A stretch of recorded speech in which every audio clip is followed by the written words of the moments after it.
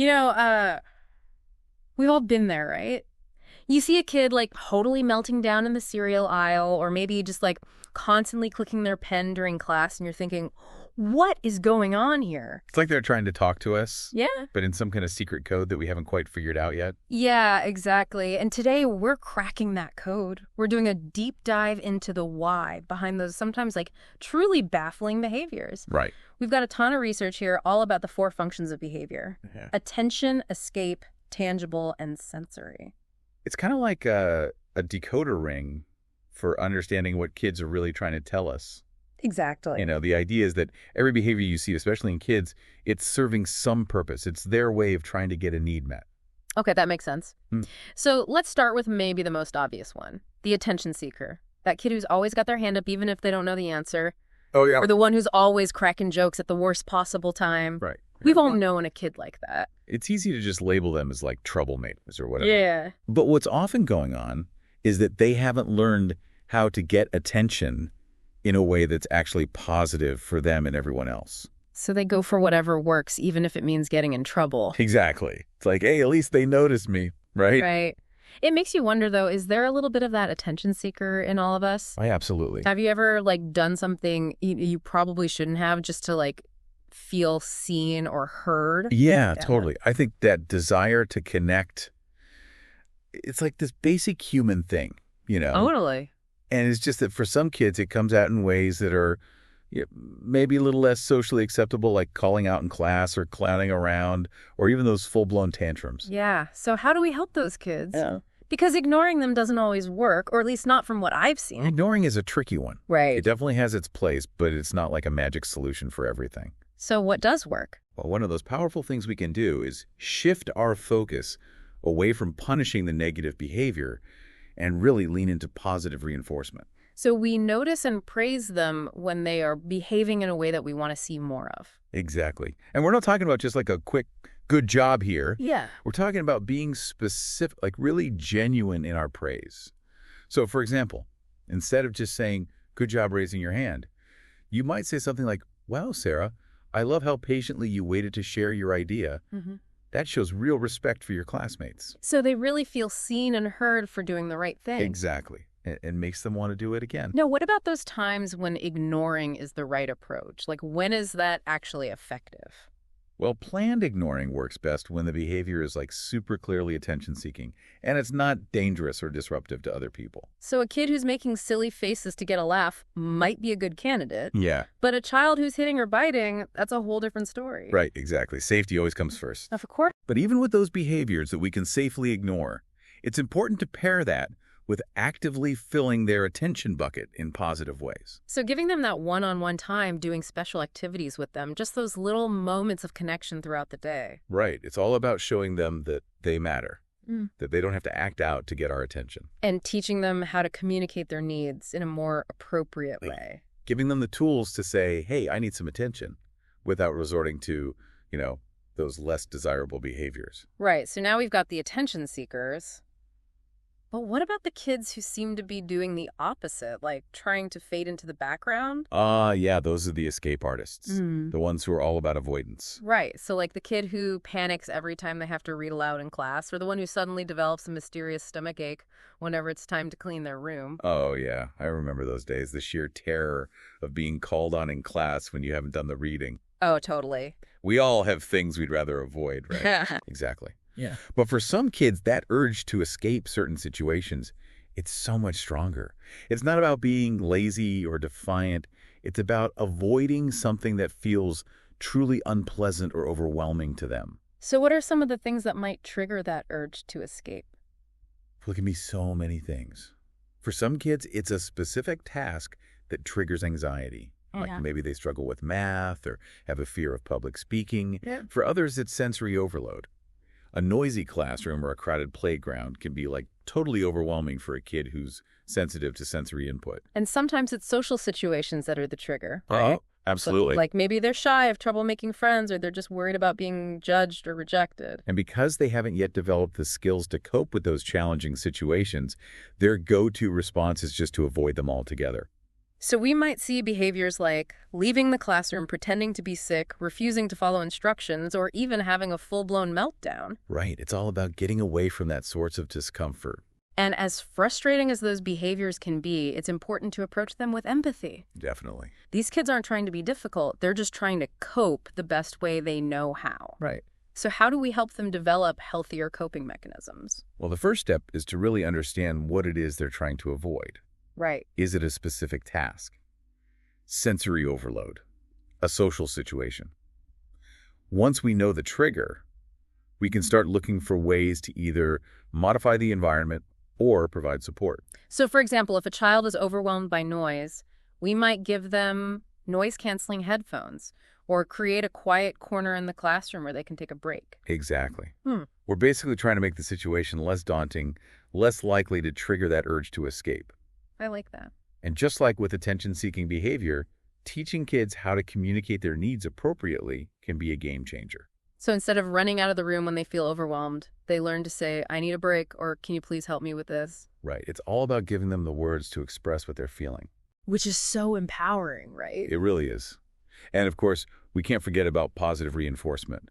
When they do face a challenging situation head-on, we acknowledge their courage and celebrate their progress no matter how small. We're showing them that facing their fears rather than avoiding them can actually lead to positive experiences. Exactly. Okay, so we've talked about the kids who are trying to get attention and the kids who are trying to escape unpleasant situations.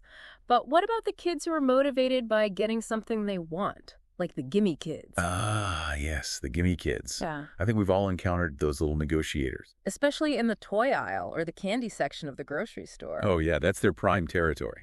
Hmm. This is where we see tangible related behavior in all its glory.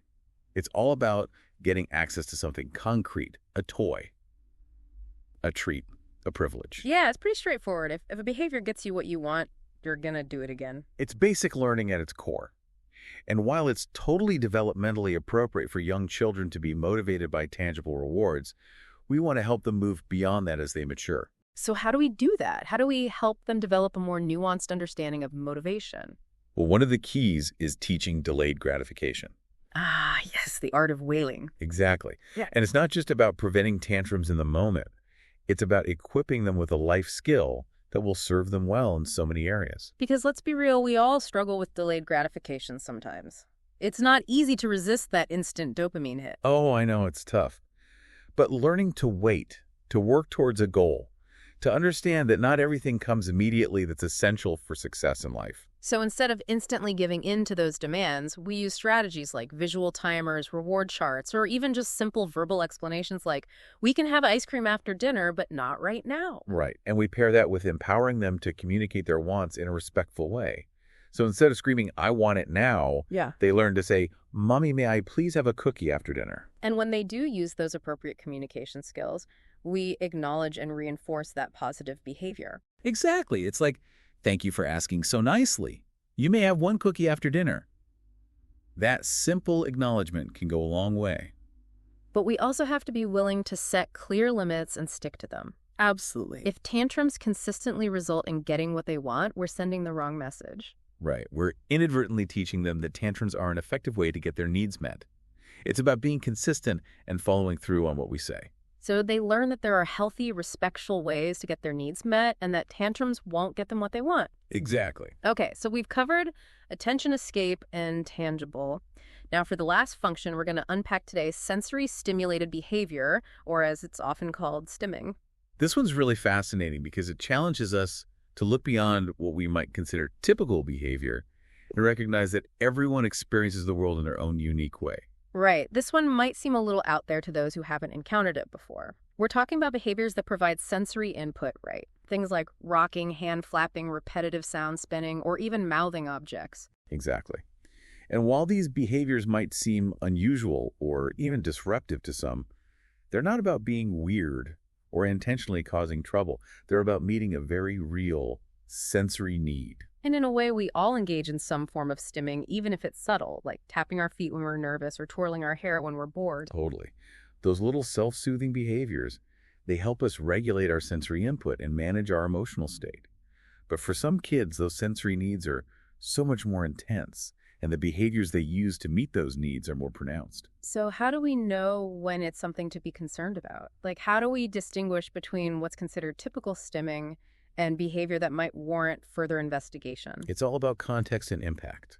Okay. So if a child is occasionally rocking back and forth while listening to music, it's probably not a big deal. Right. But if that rocking is so intense and frequent that it's interfering with their ability to learn or interact with others, then it's worth exploring further. So we're looking at the big picture. How is this behavior affecting the child's daily life and well-being? Exactly. Mhm. And it's crucial to remember that these behaviors are not inherently bad. They're serving a purpose for the child. Our goal is to understand that purpose and find ways to support their sensory needs in a healthy and appropriate way. So instead of trying to suppress the behavior altogether, we look for ways to provide that sensory input in a more acceptable or functional way. Right. So, for example, if a child is constantly chewing on their clothes or pencils, we might offer them a chew necklace or a textured teether. If they crave movement, we might provide opportunities for jumping, swinging, or running in a safe and controlled environment. So it's about finding alternatives that meet the sensory need without causing disruption or harm. Exactly. And sometimes it's about creating a sensory-friendly environment that actually reduces the need for those more intense behaviors. So like dimming the lights, minimizing background noise, or providing access to calming sensory tools like weighted blankets or fidget toys. Exactly. It's about being mindful of their needs and creating a space where they can feel safe and regulated. It's amazing how understanding the why behind a behavior can completely change our approach. Instead of seeing these kids as problem children, we see them as individuals with unique needs that we can help them meet. Absolutely. It's about shifting our perspective from judgment to understanding, from seeing the behavior as the problem to seeing the behavior as a form of communication. And that's what this whole deep dive is all about, right? Exactly. It's about cracking that code, understanding the language of behavior, and using that knowledge to build stronger connections with the kids in our lives. I love that. So we've laid the groundwork. We've explored those 4 functions of behavior. But how do we actually apply this knowledge in real-life situations? Well, that's a great question, and that's exactly what we're going to dive into in the next part of our deep dive. I'm ready to put on my detective hat and solve some mysteries. All right, let's do it. All right, so we've got the theory down. But how do we actually, put this knowledge into practice? Like real-life situations. Okay, so let's imagine a pretty typical classroom scenario. You're a teacher, and there's this kid, we'll call him Alex, who just can't seem to keep quiet. He's always calling out answers, blurting out random comments, making jokes, even when it's totally not the time. So classic attention-seeking behavior, right? Okay? There could be. Yeah. But how do we know for sure? Right, because, maybe he's just a really enthusiastic kid who hasn't quite mastered the whole impulse control thing yet. Exactly. That's where our detective skills come in. We got to look beyond the surface behavior and really think about the context. So what's happening right before Alex starts acting out? Well, I've noticed it often happens when the teacher is giving instructions or praising other students, or even just when there's a lull in the conversation. Interesting. So it's he needs to fill that space with something. Yeah, exactly. Okay. And what happens after he calls out? How are people responding to his behavior? Sometimes the teacher gets frustrated and scolds him. Other times they try to redirect him gently. But honestly, sometimes his jokes are pretty funny. And even the teacher cracks a smile. There's our clue. Even though the teacher isn't trying to reward the behavior, they're giving Alex attention, both positive and negative. Oh, I see. And for a kid who's craving that connection, any attention is better than none. It makes you wonder if those unintended reactions are sometimes even more powerful than anything we do intentionally. It's definitely something to think about. We're often way more reactive than we realize, and kids pick up on those subtle cues. Totally. So back to Alex. Knowing that attention seems to be the driving force behind his behavior, how can we use that knowledge to create a more positive dynamic in the classroom? Well, we talked about positive reinforcement, right? Right. So instead of focusing on what Alex is doing wrong, we look for opportunities to catch him doing something right. Exactly. And we're not just giving a generic good job. Mm-hmm. We're being specific and genuine in our praise. So instead of just saying, good job raising your hand, you might say something like, Alex, I noticed you raised your hand instead of calling out. That shows real self-control, and I appreciate it. So we're making him feel seen and valued for those positive behaviors. Right, exactly. And hopefully he won't feel the need to resort to those disruptive tactics to get that same feeling. Exactly. Now, what about those times when he does call out? How can we use planned ignoring effectively without making him feel like he's being ignored or like shamed? Yeah, that's the tricky part. We don't want him to feel like he's invisible. Right. One thing you could try is having a prearranged signal with Alex, Oh, like a gentle hand gesture or something that reminds him of the expected behavior without disrupting the flow of the lesson. so it's like a subtle reminder. Then Exact- it maintains that connection while still setting a clear boundary. Right, and remember, planned ignoring isn't about punishment. It's simply about removing the reinforcement for the unwanted behavior. Got it. And we pair that with, making sure we're filling his attention bucket in positive ways. Right. Giving him those little moments of connection throughout the day. Okay, so let's shift gears a little bit and look at a situation where a child is exhibiting escape or avoidance behavior. Let's say there's a student, maybe her name's Sophia, who always seems to have a stomachache right before a test, even though she's generally healthy. Oh, that's a classic example of anxiety showing up as physical symptoms. And it was like, The anxiety is so intense that her body is like, nope, I'm out of here. So in this case, the unpleasant situation she's trying to avoid is the test itself, or maybe the fear of failing? It could be both.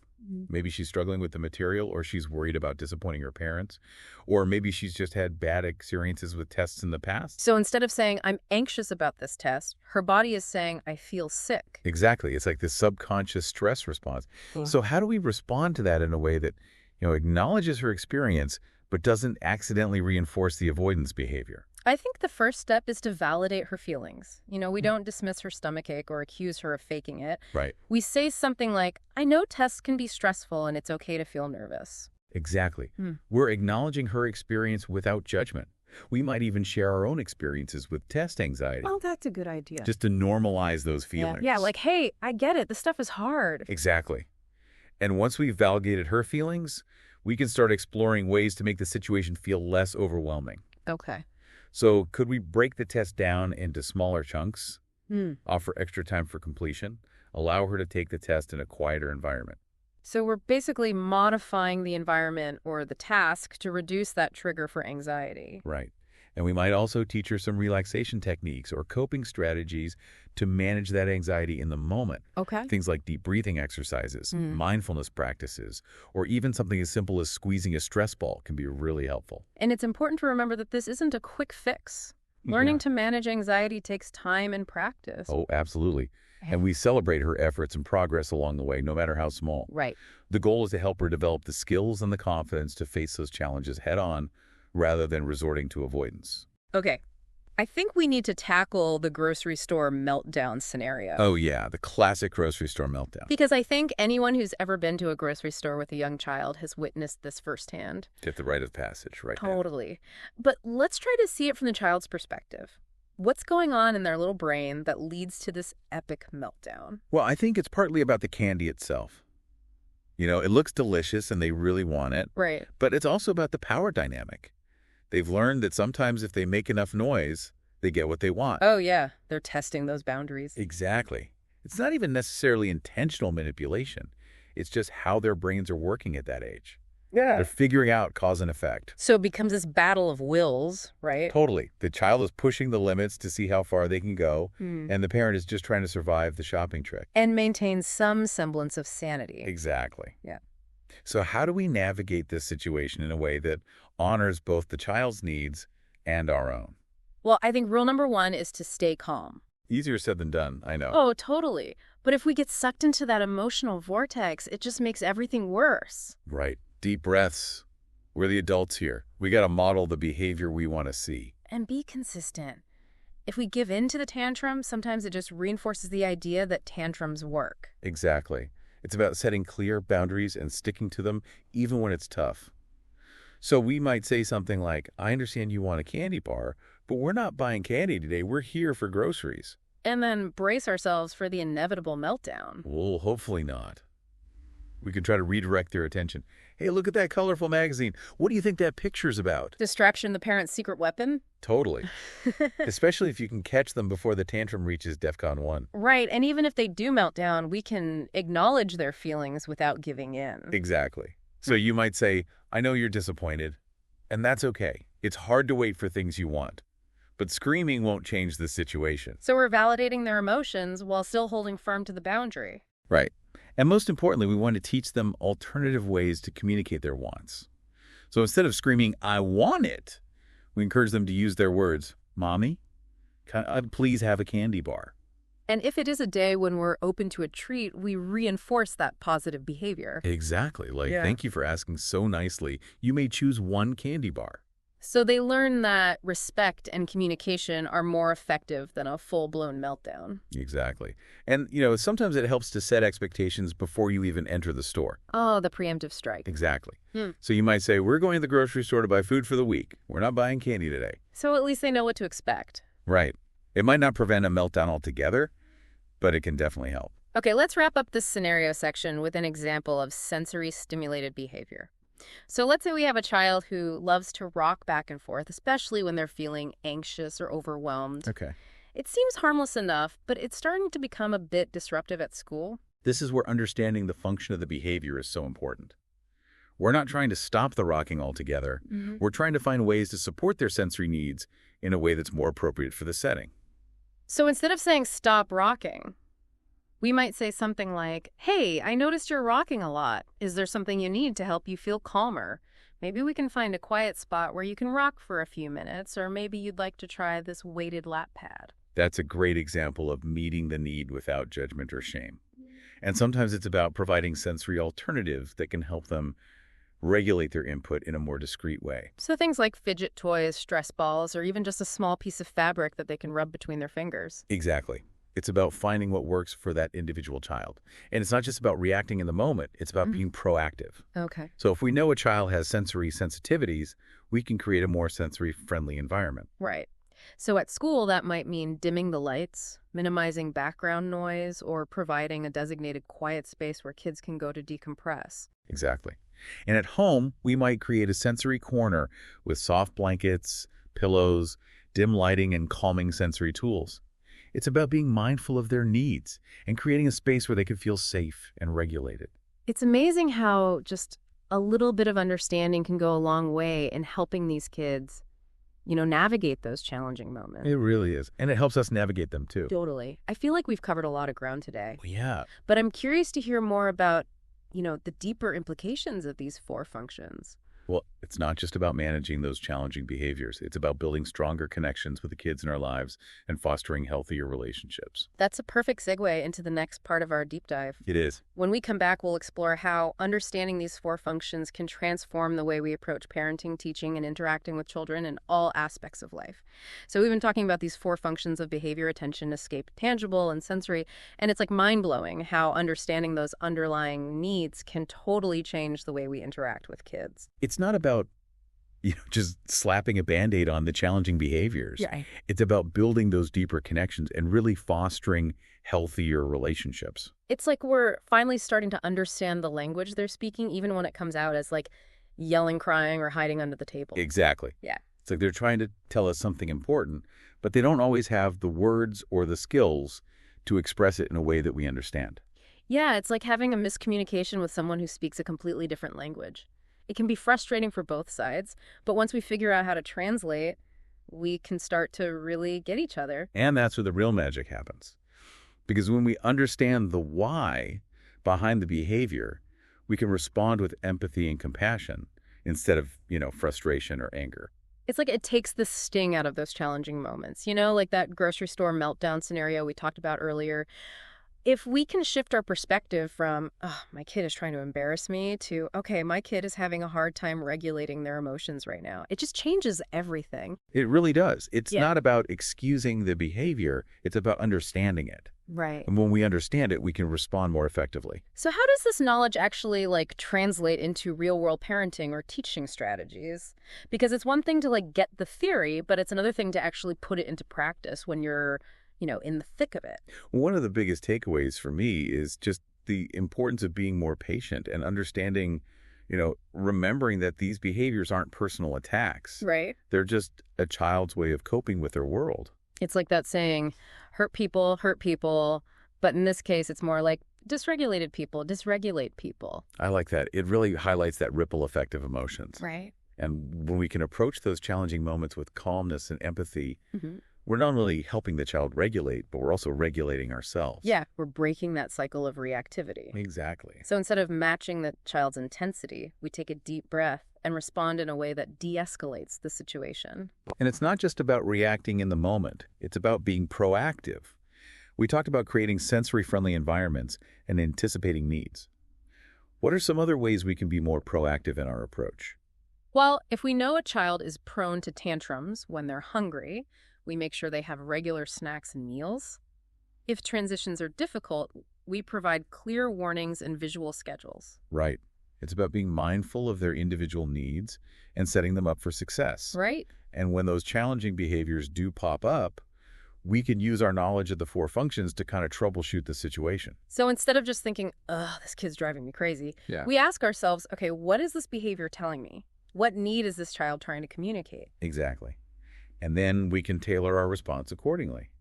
So if we think it's attention-seeking, we might try redirecting their attention to a more positive activity or give them opportunities to earn attention through appropriate behavior. If it seems like escape behavior, we can explore ways to make the task more manageable, offer choices, or provide support. If it's tangible related, we focus on teaching delayed gratification, setting clear limits, and reinforcing those appropriate communication skills. And if it's sensory stimulated, we find ways to meet those sensory needs in a healthy and acceptable way. Exactly. It's all about being a detective, right? It really is. Gathering clues, forming hypotheses, and testing out different strategies to see what works for that individual child. And remember, consistency is key. Right. When we respond consistently, children learn what to expect, and they feel safe and secure. It creates a predictable environment where they can actually thrive. It's like we're building a foundation of trust. Exactly. They know we're there for them no matter what. Right. And it's not just about strategies and techniques, you know? It's about the quality of our interactions. Yes. It's Yes. about being present, being attuned, and really seeing that child as an individual. Absolutely. Yeah. It's about those little moments of connection. A smile, a hug, a shared laugh. Those are the things that make all the difference. Because when children feel seen and heard, when they know their needs matter, they're more likely to cooperate and engage in those positive ways. Right. It's not about controlling their behavior. It's about empowering them to thrive. This has been such an insightful conversation. I feel like I've learned so much. Me too. So as we wrap up this deep dive, what's like the one key takeaway message for our listeners? The next time you see a challenging behavior, take a moment to pause and just consider the why behind it. What need is this child trying to communicate? And how can I respond in a way that meets that need and strengthens our relationship? It's about shifting our perspective from judgment to curiosity, from frustration to empathy. It's about seeing the child behind the behavior. Because every behavior, no matter how challenging, is an opportunity for connection and growth. Not just for the child, but for us as well. That's a beautiful way to put it. It's not always easy, but it's always worth it. Thanks for joining us on this deep dive into the 4 functions of behavior. It was my pleasure. We hope you've learned some valuable insights that will help you navigate, those sometimes choppy waters of childhood behavior. Remember, every child is unique and every situation is different. But with a little bit of knowledge and a lot of heart, we can create environments where all children feel safe, loved, and empowered to reach their full potential. That's a great message to end on. Thanks for listening to The Deep Dive. We'll see you next time.